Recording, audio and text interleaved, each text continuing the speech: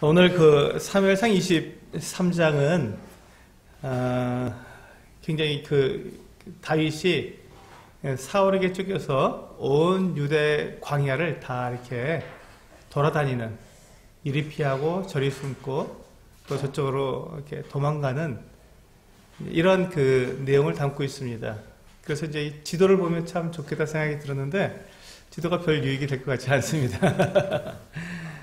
지도를 보는 것보다 오늘 말씀은 이 다윗의 마음, 또 그 하나님을 사랑하는 사람의 이 마음이 어떠한가에 대해서 좀 이렇게 우리가 살펴보기를 원합니다. 그래서 어떤 이렇게 지도를 보고 거기서 어떤 정보를 얻는 것보다 이 마음에 대해서 좀 생각해 보고 싶습니다. 그래서 제가 이제 화면을 준비하지 않고 말씀을 드리기를 원합니다. 그래서 우리 사무엘상 23장에 그 제가 정한 제목은 하나님께 쓰임을 받는 사람은 누구를 사랑하고 누구를 두려워해야 하는지 아는 사람이다 라고 정해보았습니다.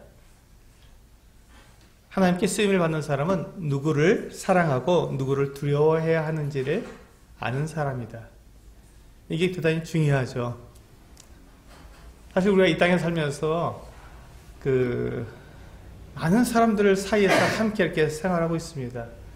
그런데 우리가 그런 가운데 누가 나와 함께 동행하는 동반자이고 누가 나를 방해하고 해치는 사람인지 이것을 잘 구분해서 그걸 구분할 줄 알아야 한다는 것이죠.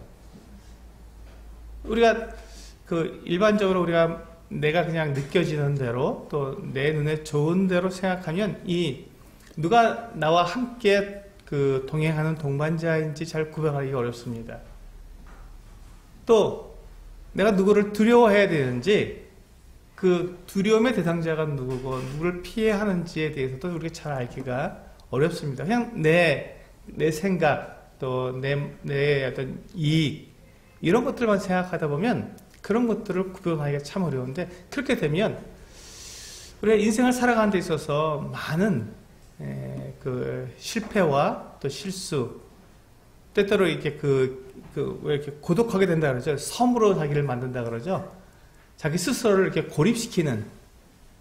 그래서 나와 함께 동행할 사람이 누군지를 우리가 정확하게 알 때 그들에 대해서 우리가 사랑하고 또 누가 나를 갖다 해치고 나를 이렇게 넘어뜨리는 자인지 알아야 그들을 두려워하고 피할 수 있는 이와 같은 모습이 될 텐데, 이와 같이 우리가 이건 군대 용어로는 이제 군대에서 형제님들은 아시겠지만 PR을 식별한다 그럽니다.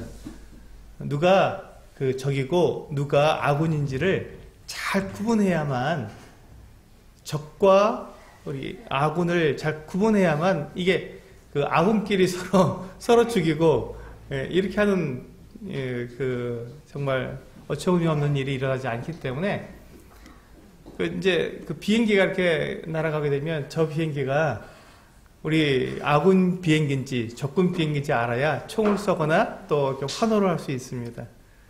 만약에 아군 비행기면 막 환호하고 우리를 도우러 왔구나 이렇게 반겨야 하지만, 만약에 적군 비행기면 총으로 쏴서 격추시키지 않으면 그 비행기에서 폭탄이 떨어질 겁니다.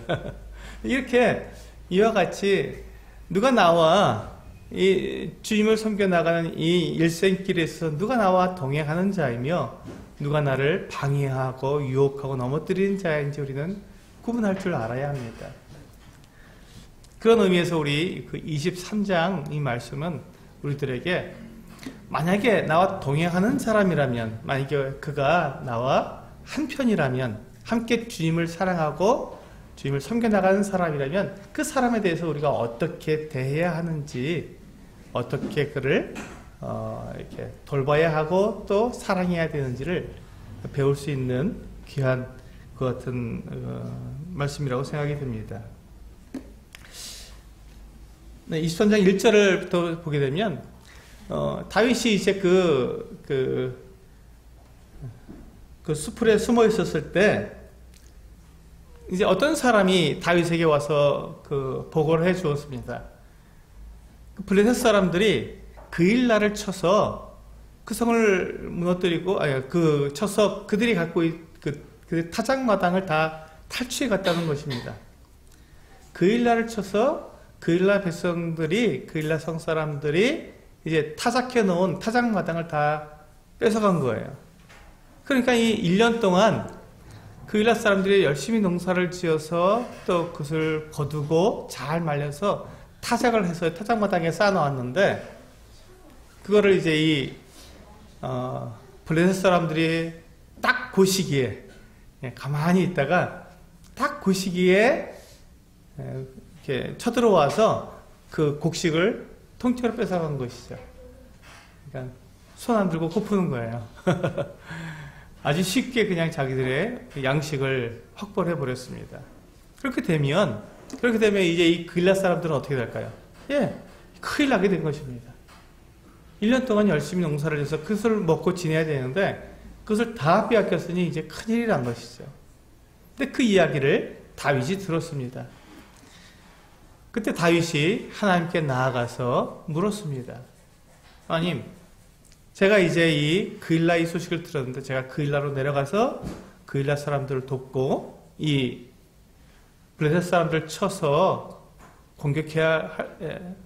해야겠습니까? 라고 물었습니다. 그때 하나님께서 이 다윗에게 가라!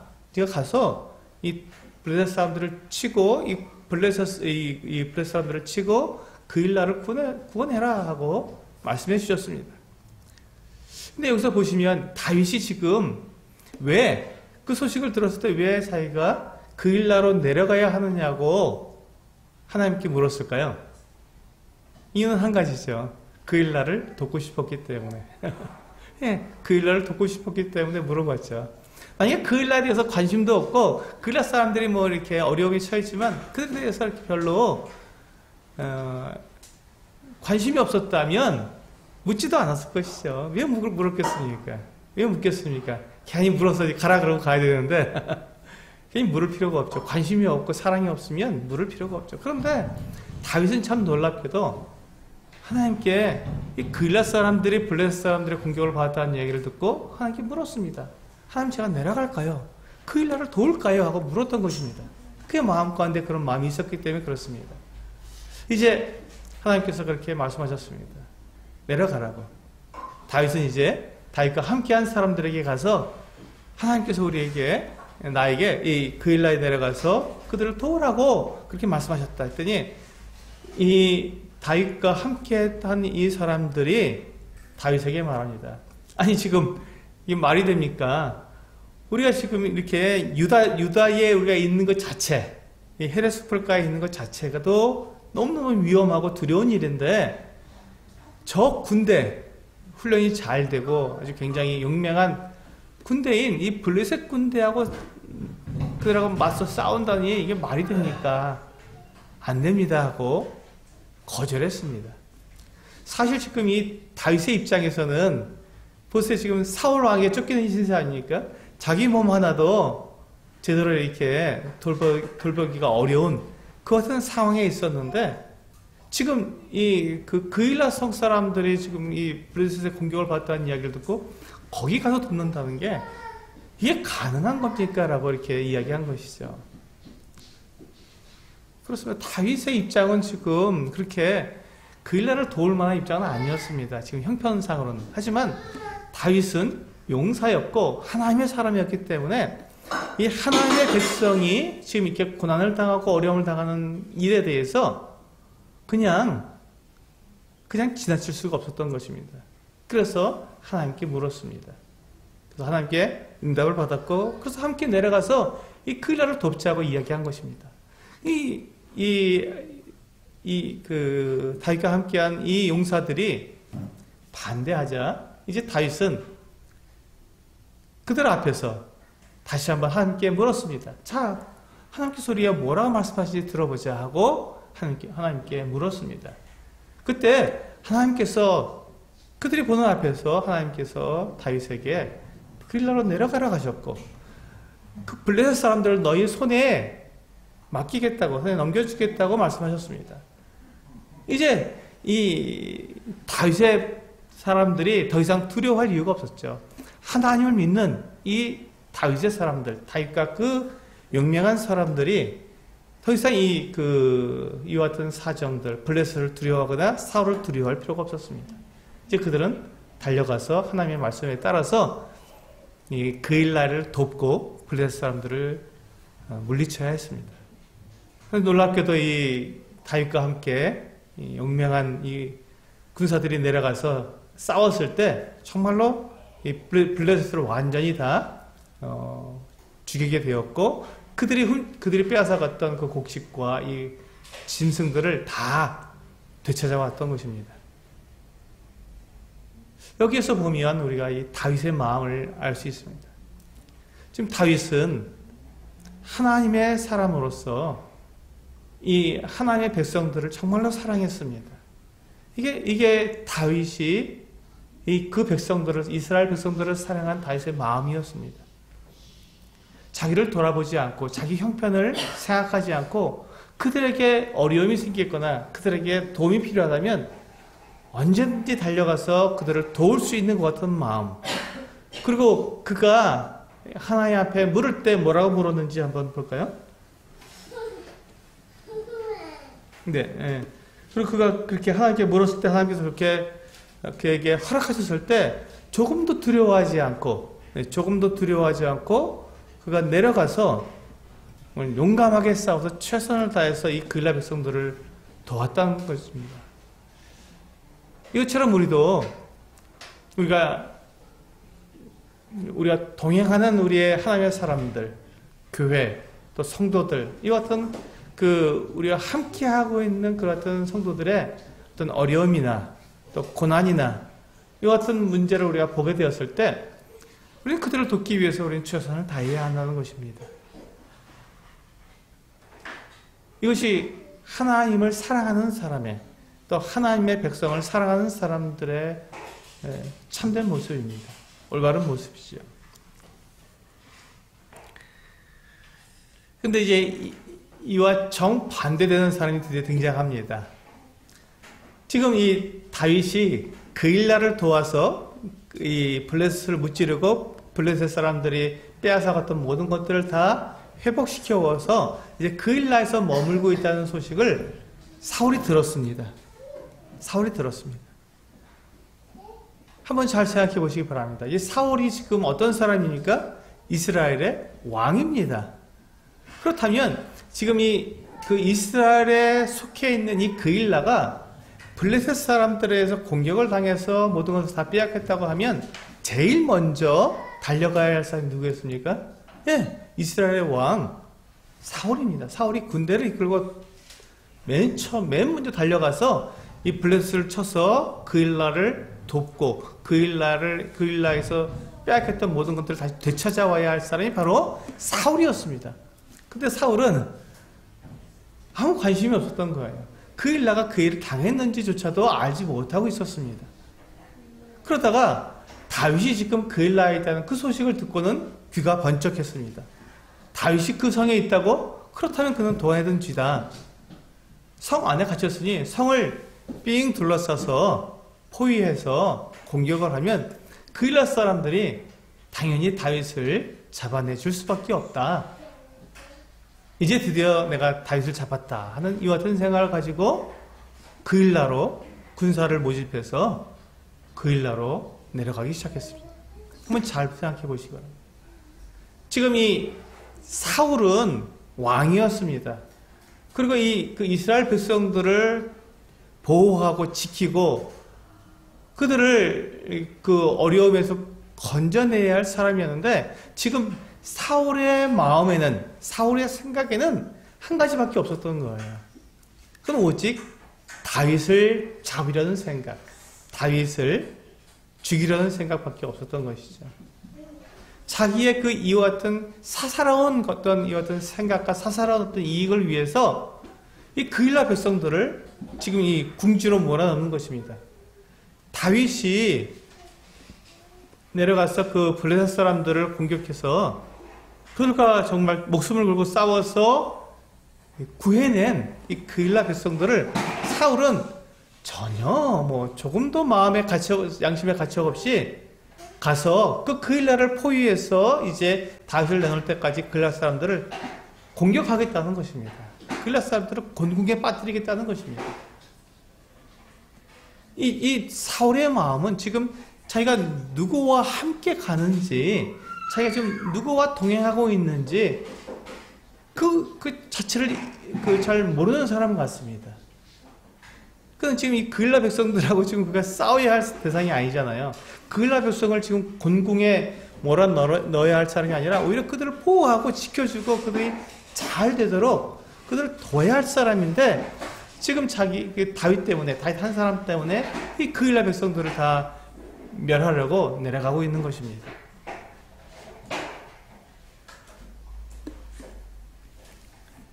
이제 이 다윗이 또 그일라 성에 있으면서 이 사울이 내려온다는 소식을 들었습니다. 그래서 이제 이 사울이 하나님께 또 묻습니다. 우리 10절에 보시면, 우리 10절 같이 한번 읽어보시겠습니다. 시작. 다윗이 사울이 나 때문에 이 성읍을 멸하려고 그일라로 내려오기를 꾀한다 함을 주의 종이 분명히 들었나이다. 그렇죠? 사울이 나 때문에, 다윗 한 사람 때문에 지금 이렇게 이 성읍을 멸하려고 그일라로 내려오고 있다고 하는 소식을 들었다는 것입니다. 그 11절을 보시면 그일라 사람들이 나를 그 손에 넘기겠나이까? 주의 종이 들은 대로 사울이 내려오겠나이까?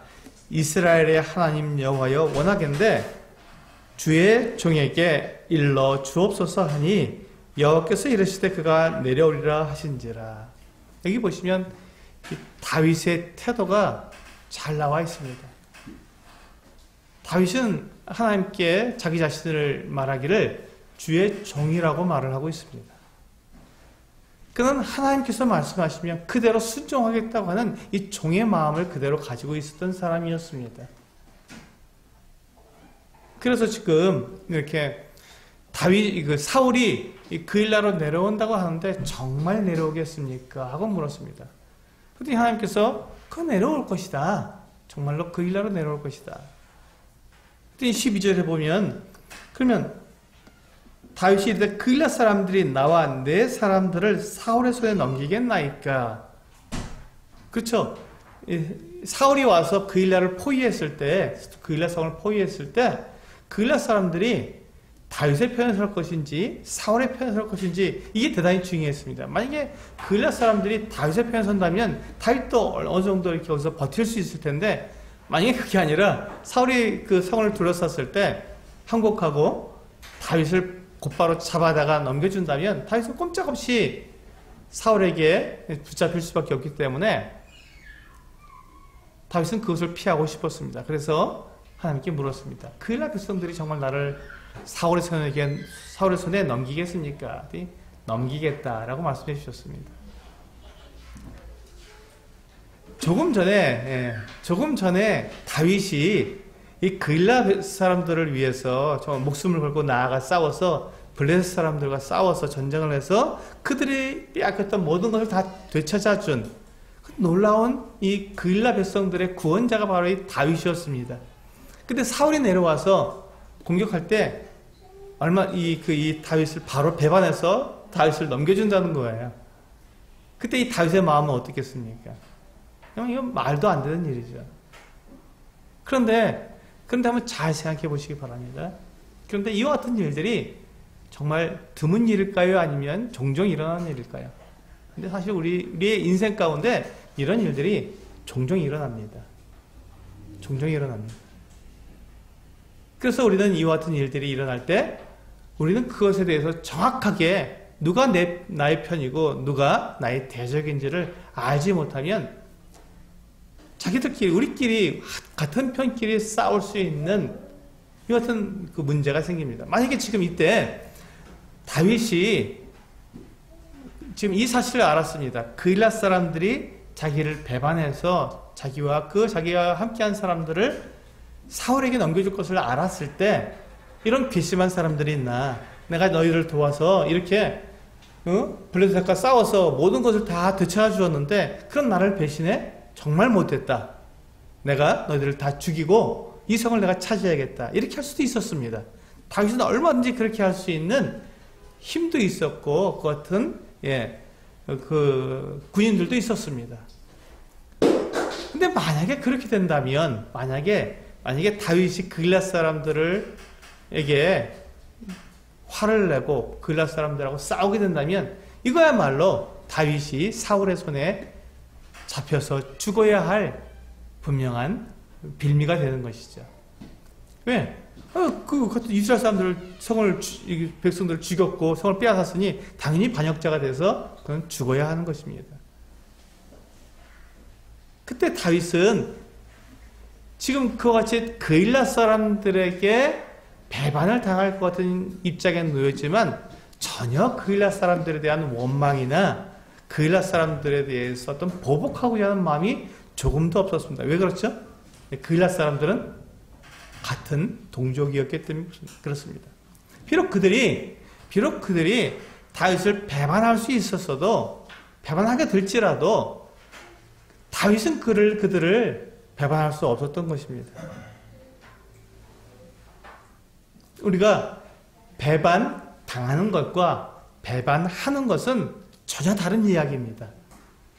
그리고 우리는 다른 사람들에게 배반을 당할 수는 있어도 다른 사람들을 우리는 배반할 수는 없는 것입니다. 이건 전혀 다른 이야기입니다. 비록 우리가 우리 성도들 가운데서 그렇습니다. 가족 가운데서 그렇고 또 우리 친구들, 우리가 가까운 사랑하는 사람들 사이에서 우리는 얼마든지 배반을 당할 수 있는데 내가 배반을 당하는 것과 내가 내 사랑하는 사람들을 배반하는 것은 전혀 다른 이야기입니다. 그래서 그리스도인은 이 다윗처럼 배반을 당할지언정 결코 배반할 수는 없는 사람들이라는 것입니다. 우리 이와 같은 모습을 우리는 우리 주 예수 그리스도의 그 같은 삶에서 복음서에서 우리는 충분히 알 수 있습니다.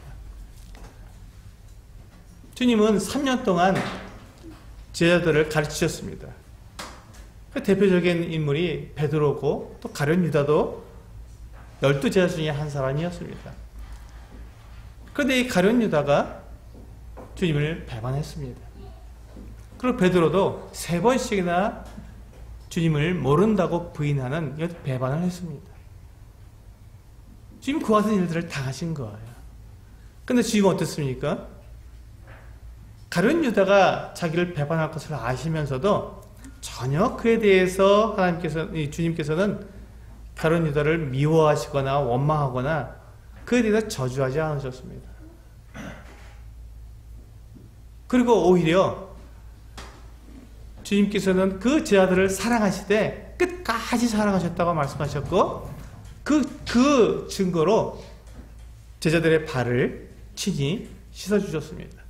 그때 가룟 유다의 발도 씻어주셨고 베드로의 발도 씻어주셨습니다. 주님은 제자들에게 배반을 당했을지언정 결코 이 제자들을 주님은 배반하지 않으셨습니다. 끝까지 사랑하셨습니다. 이것이 주님께서 우리에게 보여주시는 본입니다. 우리가 사랑하는 사람들을 어떻게 사랑해야 하는지, 비록 우리가 그렇게 원망스럽고 또 그렇게 정말로 이 배반을 당하는 어떤 정말 억울한 그런 상황에 있을지라도 그가 나와 함께 가는 동행자라면 차라리 내가 그에게 배반을 당할지언정 배반하지는 않아야 한다는 것입니다. 우리는 그와 같은 모습을 이 다윗을 통해서 볼 수 있습니다. 이 다윗이 이제 그와 같은 하나님으로부터 이 그일랏 사람들이 자기의 그 사람들을 다 사울에게 넘겨줄 것이라고 하는 이 같은 그 말씀을 들었을 때 그는 조용히 자기 사람들을 불러서 그일랏 성을 조용히 빠져나왔습니다. 아무 해도 끼치지 않고 조용히 그일랏 사람들을 보호해주고 그일랏 사람들과 함께 있으면 그일랏 사람들도 다치고 자기도 죽을 게 뻔하기 때문에 조용히 그 성을 빠져나와서 갈 수 있는 대로 멀리 달아났던 것입니다. 이제 그일랏 성을 나온 이 다윗은 이때부터 온 유대 광야를 다 정말 이리저리 그 뜨거운 그 이 열기를 다 겪고 또 그 밤에 그 추위를 다 견디면서 그가 이렇게 피해 도망다니는 이와 같은 삶이 시작됐던 것입니다. 하지만 다윗은 그러할지언정 결코 그일랏 사람들에 대한 원망이나 그들에 대한 보복이나 그들을 배반하는 이와 같은 일들을 하지 않았다는 것입니다. 이게 다윗의 마음이었습니다. 이것이 다윗의 신실한 마음이었고 하나님을 사랑하는 마음이었습니다.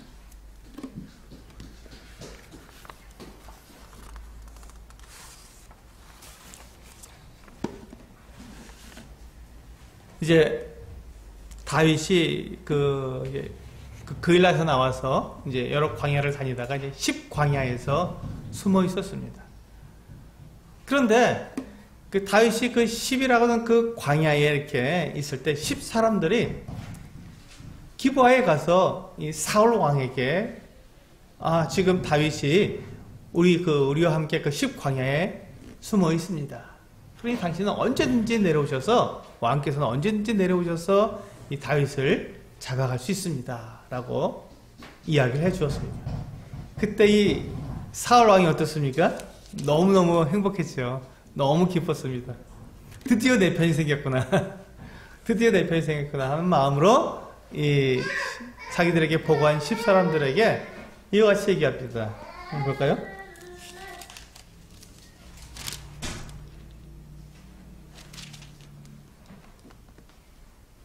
네, 21절에 보시면 같이 읽어보시겠습니다. 21절 시작.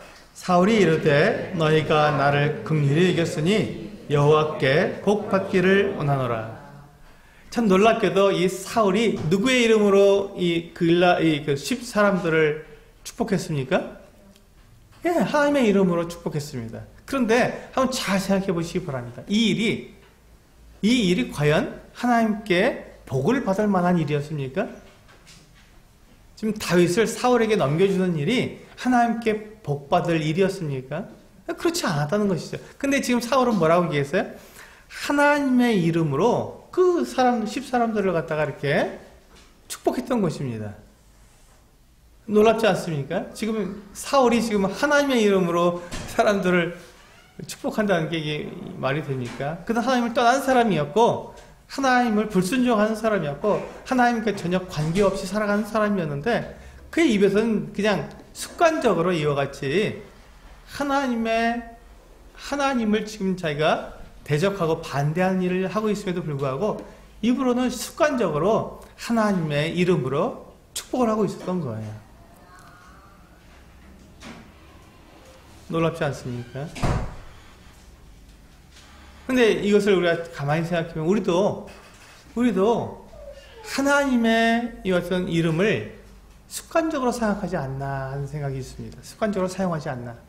주님께서 뜻하시면, 주님이 허락하시면, 주님의 영광이지요. 라고 우리가 말을 하면서 정말로 내가 말하고 있는 그 일이 정말 주님과 어떤 관계에 있는지 전혀 생각하지 않고, 주님의 뜻과 정말 맞는지 생각하지 않고, 그냥 습관적으로, 교회 성도들한테 얘기하는데, 내가 마땅히 할 말이 없을 때 그냥 주님께서 허락하시면 그렇게 하죠. 뭐 이렇게 핑계대는 말로도 우리는 사용할 수 있다는 것입니다.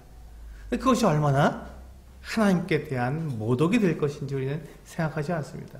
지금 이 사울 왕이 다윗을 이제 고발한 이 10 사람들에게 여호와의 이름으로 축복을 했는데 이것이 과연 정말 하나님의 복을 받을 만한 일이었는가 하는 것입니다. 그렇지 않다면 오히려 지금 사울이 한 이 말은 하나님을 모독하는 그 같은 말이 될 것입니다.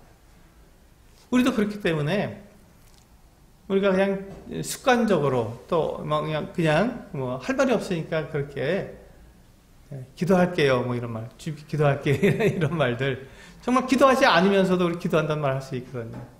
그래서 이와 같은 것들에 대해서 우리가 좀 더 정확하게 사용할 필요가 있다는 것이죠. 그렇지 않으면 우리가 하나님을 모독하는 자리에 설 수도 있게 되기 때문에 그렇습니다. 그다음 이와 같이 지금 다윗이 좀 계속해서 괴로움을 당하고 또 어려운 가운데 있었지만 이 다윗에게 또한 이 위로도 있었습니다. 어떤 위로가 있었습니까? 이 요나단이라고 하는 사울 왕의 아들이 이 다윗이 지금 십광야에 있다는 이야기를 듣고는 찾아왔습니다. 찾아와서 그에게 위로를 해줍니다. 두려워하지 마시오. 다윗, 두려워하지 마시오. 당신이 이스라엘의 왕이 될 것과 그리고 내가 그 당신의 다음이 될 것은 우리 아버지 사울 왕도 잘 알고 있는 내용입니다. 그러니 두려워하지 마시오. 라고 이렇게 이야기해 줍니다. 그러면서 그들이 다시금 언약을 맺습니다. 만약에 다윗이 왕이 되거든 요나단과 요나단의 모든 가족들을 해치지 않고 그들을 도와주고 함께 나라를 세워가기로 언약을 합니다. 또한 요나단 역시 그가 다윗을 공격하고 다윗을 죽이는 일에 가담하지 않기로 언약을 하는 것입니다. 지금 이와 같이 다윗이 그 숲을 사이에 숨었는데도 요나단이 왔을 때 다윗이 만나 주었습니다. 이때 요나단이 마음만 바꾸면 바로 다윗을 죽일 수 있는 얼마든지 그럴 수 있는 이와 같은 기회가 요나단에게는 얼마든지 있습니다. 왜냐하면 둘이는 서로 그 같은 언약을 했기 때문에 다윗이 무방비로 요나단을 맞이하고 있기 때문에 요나단이 마음만 잠깐 바꾸면 얼마든지 다윗을 죽일 수 있었습니다. 그렇게 되면 요나단은 자기가 사울 왕은 자기 아버지를 뒤이어 왕이 될 수 있는 그 같은 신분과 자격이 주어져 있기 때문에 얼마든지 그렇게 할 수 있었는데 다윗과 요나단은 그 부분에 대해서 다시 한번 언약을 맺은 것이죠. 서로가 서로를 해치지 않기로. 지금 요나단이 다윗을 방문한 이 일로 인해서 정말 외롭고 힘들고 지쳐가는 이 다윗의 마음이 크게 위로를 받았을 것입니다. 그렇습니다. 우리는 어떤 어려움에 있을 때 누군가가 나를 찾아와서 나를 위로해 줄 때 그 위로가 정말 큰 힘이 되고 주님의 세상 가운데서 이 믿음을 지켜나가는데 굉장히 큰 도움이 되는 것이 사실입니다. 그래서 우리는 서로가 서로를 격려하고 위로하는 그와 같은 사랑의 대상이 되어야 할 것입니다. 이제 그 10사람들이 이 사울 왕에게 그와 같이 다윗이 자기들과 함께 있다고 하는 것을 보고한 이후에 이 사울 왕이 내가 곧 내려갈 테니 너희가 먼저 가서 그가 어디에 있는지 자세히 정탐하고 나한테 알려주라. 그럼 내가 바로 잡을 테니까 라고 이야기했습니다. 그래서 이 10사람들이 내려가서 이제 다윗을 보고 있었는데 다윗이 이제 거기에서 마온 광야라는 곳으로 내려갔습니다. 이제 그 마온에 있다는 얘기를 듣고는 이 사울 왕이 가만히 있을 수가 없죠. 어디 있는지 알았으니까. 거기서 바로 마온을 향해서 내려가게 되었습니다. 그러니까 이 다윗이 사울 왕이 온다는 소식을 듣고는 마온 그 요새에 있다가 나와서 이 바위 틈 사이로 굉장히 거기는 험난한 곳이라고 되어 있습니다. 그래서 굉장히 이 계곡이 많고 깊어서 계곡과 계곡 사이에 이렇게 서로 이렇게 뛰어넘을 수 없는 그것은 굉장히 이렇게 험난한 지형 가운데로 다윗이 사울을 피하기 위해서 들어가 버린 것입니다.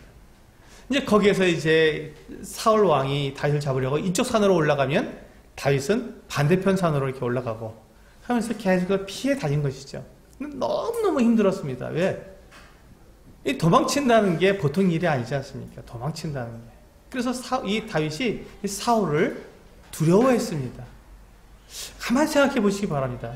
이 다윗이 지금 사울 왕을 두려워했다고 되어 있는데 다윗이 왜 사울을 두려워했을까요? 왜 사울을 두려워했을까요? 다윗은 그 블레셋 그 군대, 그 아주 훈련이 잘 되고 용맹한 그 블레셋 군대와 싸우는데 전혀 두려움 없이 싸웠습니다. 그 누구도 두려워하지 않는 사람이었는데 왜 사울 왕을 그가 두려워했을까요? 왜 그가 사울 왕을 두려워했을까요? 그것은 사울 왕은 하나님께서 세우신 이스라엘의 왕이었기 때문에 그렇습니다. 사울이 아무리 다윗을 그렇게 해치려고 하고 죽이려고 해도 사울 왕의 신분은 이스라엘 사람이었고 이스라엘의 왕이었으며 하나님께서 기름 부어 세운 왕이었습니다. 그러니 다윗이 사울 왕을 공격하게 된다는 것은 이건 굉장히 하나님에 대한 대적하는 것입니다. 하나님을 반역하는 거예요. 사람을 반역하는 것이 아니라 이건 하나님을 반역하는 것입니다. 그렇기 때문에 지금 다윗은 사울을 두려워했습니다. 그리고 지금 사울 왕이 이끌고 온 그 군대는 어느 나라 군대였습니까? 블레셋이었습니까? 아니, 이스라엘 군대입니다. 이스라엘 백성들이에요. 하여튼 동족이었습니다. 근데 만약에 이 다윗이 피하다가 잘못 피해서 이제 그 사울 왕과 맞닥뜨려지게 된다면 어떤 일이 있게 되죠? 지금 이 다윗에게는 600명이라고 하는, 처음엔 400명이었는데 600명으로 늘었습니다. 600명이라고 하는 이 용맹한, 목숨을 걸고 다윗과 함께 싸울 수 있는 그와 같은 사람들이 있었습니다. 이 사람들과 사울 왕이 이렇게 서로 맞닥뜨려지게 된다면 피치 못하게 서로를 해칠 수밖에 없는, 이스라엘 사람이 이스라엘 사람들을 해치는 이와 같은 어처구니 없는 일이 일어날 수밖에 없었기 때문에 다윗은 하나님께서 기름 부어 세우신 이 이스라엘의 왕인 사울을 해칠 수 없었고, 또 같은 민족인 이스라엘 군사를 해칠 수 없었기 때문에 무조건 달아나야만 했습니다. 무조건 달아나야 했고, 무조건 그들과 맞닥뜨리지 않아야 했기 때문에 너무너무 고달프고 너무너무 괴로웠던 것이죠. 그 험준한 지형 속에서 그 600명이 이리 피하고 저리 피하고, 이게 쉬운 일이 아니지 않습니까? 혼자라면 이렇게도 숨고 저렇게도 숨고 하겠지만 600명이 다 함께 움직여야 되는데 이건 보통 일이 아니었던 것이죠. 그러나 다윗이 결코 그와 같은 상황 속에서 그래 어쩔 수 없어, 내가 이번에는 어쩔 수 없이 내가 사울과 싸울 테야 하고 그렇게 포기하지 않았다는 것이죠. 끝까지 자기의 자리, 자기의 신분, 자기의 동족들에 대한 이와 같은 위치를 그가 지켰던 것이죠. 그는 누구와 함께 하나님의 나라를 이루어야 하는지 그는 잘 알고 있었습니다. 이스라엘 군대, 자기를 지금 잡으러 오는 이 이스라엘 군대가 자기의 사람들이고 자기의 동족이고 자기가 함께 동행해야 할 사람들이라는 걸 알았습니다. 비록 그들이 사울 왕에 의해서 지휘를 받기 때문에 어쩔 수 없이 지금 다윗을 잡으려고 왔지만 그들이 하나님의 원수가 아니고 하나님의 백성들이었으며 이스라엘 사람들이었기 때문에 다윗과 한편이었던 것이죠.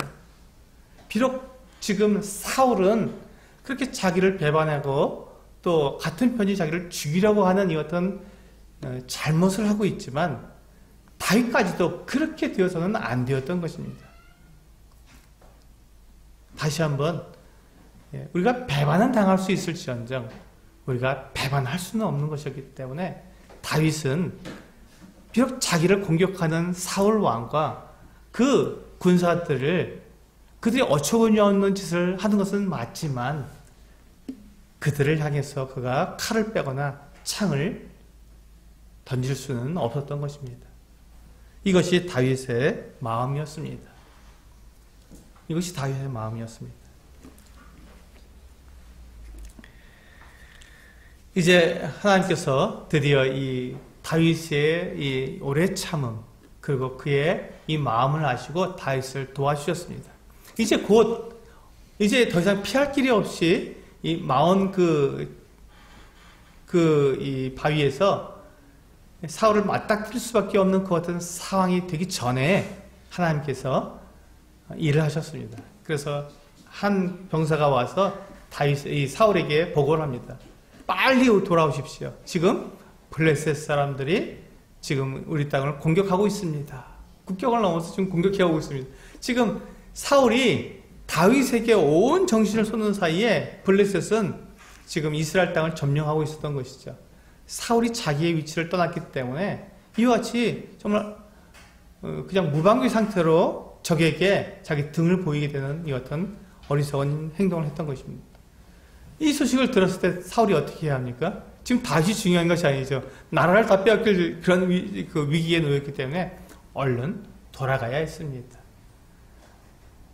하나님께서 그와 같이 다윗을 사울의 손에서 다시 한번 보호해 주셨습니다. 다윗의 마음, 끝까지 변함없이 하나님을 생각하고 하나님의 백성들을 사랑하는 이 다윗의 마음을 하나님께서 아셨기 때문에 그가 그와 같은 정말 절체절명의 위기에 빠지지 않도록 사울을 다시금 돌아오게 하나님께서 역사해 주셨던 것이죠. 그렇습니다. 여기서 보시면 이제 우리가 하나님을 경외하는 사람은 결코 하나님의 사람들, 그 하나님의 사람들을 무시하거나 해치지 않는다는 것을 우리는 알 수 있습니다. 같은 편이 누군지 안다는 것이죠. 아군이 누구인지 안다는 것입니다. 나와 함께 동행해야 할 사람이 누군지를 안다는 것이죠. 그 사람이 지금 나를 해치거나 나를 해롭게 하거나 나를 어렵게 만든다 할지라도 우리는 그 사람을 미워할 수 없다는 것입니다. 우리는 그 사람을 해칠 수는 없다는 것입니다. 내가 그 사람 손에 다치고 내가 그 사람 손에 죽을지언정 내가 그 사람을 죽일 수는 없다는 것이 다윗의 모습입니다. 우리 스데반이 그 사도행전 7장에 보면 돌에 맞아서 죽을 때 그가 자기에게 돌을 던지는 그 사람들을 원망할 수도 있고 저주할 수도 있었습니다. 그가 눈을 들어서 하늘을 보았을 때 예수 그리스도께서 하나님 보좌 우편에 서 계신 것을 보았습니다. 그가 그때 주님 나를 좀 도와주십시오. 나에게 돌을 던지는 이 사람들을 좀 물리쳐 주시고 저를 구해 주십시오라고 기도할 수도 있었지만 그는 그렇게 하지 않았습니다. 그리고 오히려 주여 내 영혼을 받아주시옵소서 하고 저들의 죄를 저들에게 돌리지 마옵소서 하고 그가 잠들었습니다. 이것이 바로 그리스도인, 하나님을 사랑하는 사람, 하나님의 성령을 모시는 사람의 모습이지요. 비록 그가 돌에 맞아 죽지만 자기에게 돌을 던지는 그 사람들을 원망하거나 저주할 수 없었던 이 스데반의 모습. 다윗이 자기를 지금 공격하고 있는 사울 왕과 그 군사들에 대해서 그가 정말 최선을 다해서 달아나고 있지만 결코 그들을 해칠 수 없고 공격할 수 없다고 하는 이 마음, 그일랏 사람들에게 그가 배반을 당해서 지금 광야길로 지금 나와서 정말 처량하게 도망쳐야 하는 그것은 실세가 되었음에도 불구하고 그일랏 사람들을 결코 원망하거나 그들을 저주하거나 그들을 공격할 수 없었던 다윗의 마음, 이것이 바로 하나님을 경외하는 사람의 마음입니다. 그렇기 때문에 우리는 지금 오늘 나올 이 시대를 살아가고 있는 우리 그리스도인은 바로 여기에서 그와 동일한 마음을 배우게 됩니다. 우리가 비록 우리 교회 안에서 때때로 우리가 이와 같이 내가 배반을 당하는 일을 당할 수 있고 또 내가 정말 오해를 받아서 내가 어떤 공격을 당하는 일을 당할 수도 있습니다. 우리는 그런 경험을 얼마든지 할 수 있습니다. 그렇게 되었을 때 우리는 어떻게 해야 하겠습니까? 다윗처럼, 스데반처럼 비록 내가 배반을 당할지언정 내가 다른 성도들이나 또 그렇게 연약한 성도들을 내가 배반할 수는 없다는 것입니다. 내가 해를 당할지언정 다른 사람들을 해칠 수는 없다는 것입니다. 오늘 로마서 14장에 있는 말씀을 읽고 말씀을 좀 정리하도록 하겠습니다. 로마서 14장입니다.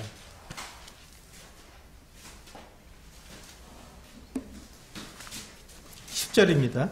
로마서 14장 10절.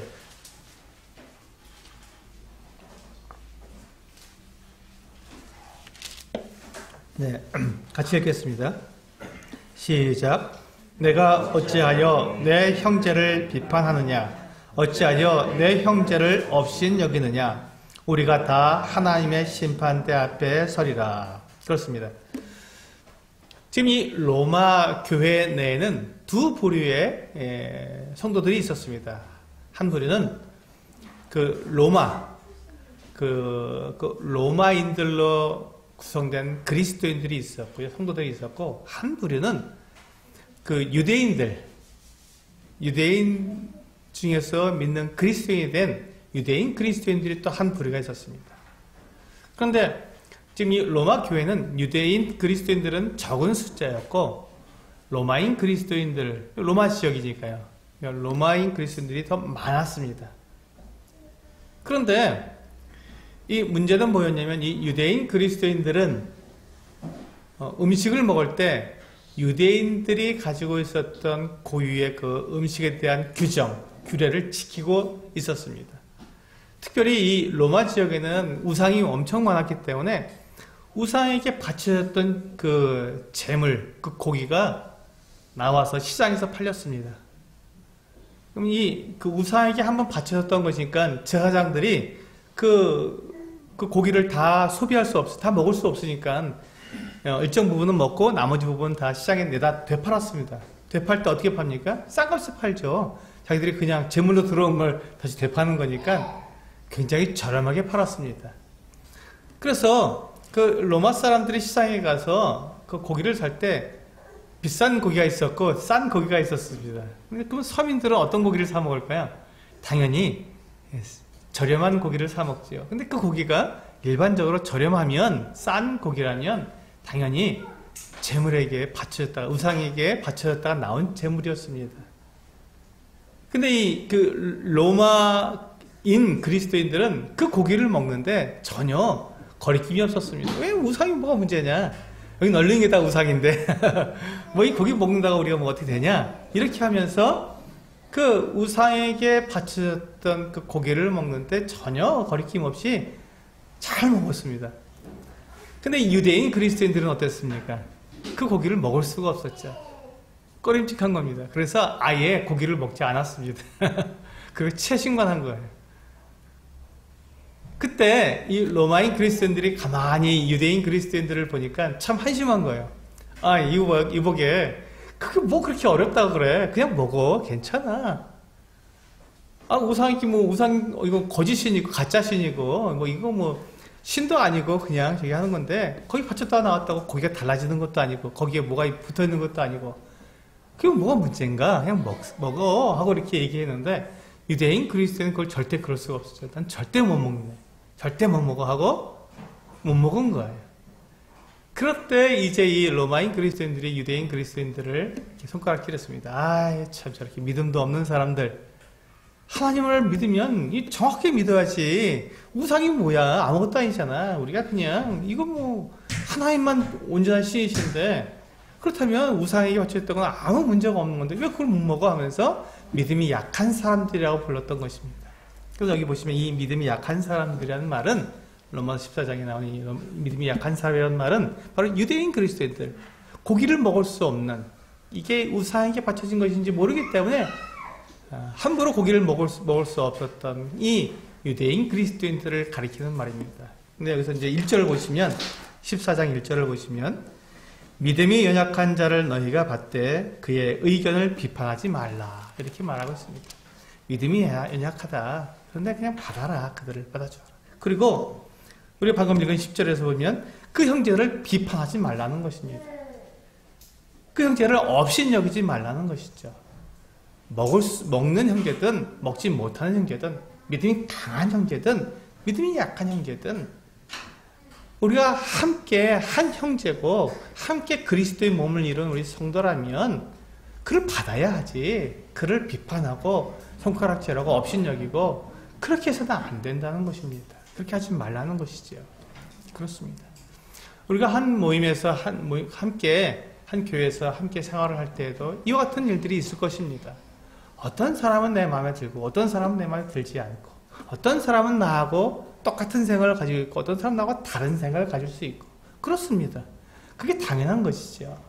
그때 우리가 서로 다른 생각을 가지고 또 우리가 서로 다른 어떤 이 행동을 한다고 해서 그를 미워하거나 비판하거나 또 그를 업신여기거나 그렇게 해서는 안 된다는 것입니다. 왜냐하면 그는 나와 함께 동행하는 사람입니다. 믿음의 길을 함께 가는 사람이기 때문에 그렇습니다. 비록 내가 불편하고 내가 조금 나를 제재해야 하는, 조심해야 하는 그와 같은 상황이 온다 할지라도 차라리 그것이 낫지 다른 성도들을 힘들게 하거나 그걸 비판하거나 업신여겨서 서로가 이렇게 반목하게 되는, 서로 등지게 되는 이 같은 일이 있어서는 안 된다는 것입니다. 오늘 그것을 우리는 다윗의 경우에서 우리는 그것을 충분히 배울 수 있었습니다. 다윗은 자기를 배반하는 사람들에 대해서도 결코 그가 칼을 빼지 않고 창을 던지지 않았습니다. 그것이 오늘 우리가 이 시대를 살아가는 교회의 한 지체로서, 동역자로서, 형제자매로서 우리가 가져야 할 분명한 사랑의 마음입니다. 그래서 오늘 주제 말씀처럼, 주제 제목처럼 하나님께 쓰임을 받는 사람은 누구를 사랑하고 누구를 두려워해야 하는지 아는 사람입니다. 누구를 두려워해야 되는지 아는 사람, 누구를 사랑해야 되는지 아는 사람, 어떻게 사랑해야 하는 것이 사랑인지 아는 사람입니다. 네, 여기까지 하시고 함께 기도하시고 마치도록 하겠습니다.